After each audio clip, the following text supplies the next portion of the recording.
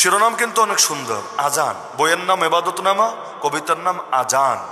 প্রথম লাইন, তুমি কি বধির প্রভু? বধির বুঝেন, যে কানে শোনে না।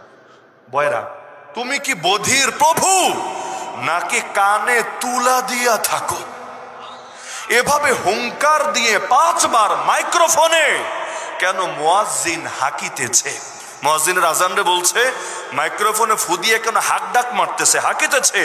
প্রেম কথা কে কয় চিৎকারে? নাউজুবিল্লাহ মিন যালিক। আজান তো ঘোষণা, জাতিকে ঘোষণা দেওয়া হচ্ছে, কিন্তু এটাকে অন্যদিকে নিয়ে প্রেম কথা কে কয় চিৎকারে? দুনিয়া কাঁপিয়ে দিয়ে তোমাকে ধর্মের নামে ডাকা কোথা থেকে এলো প্রভু?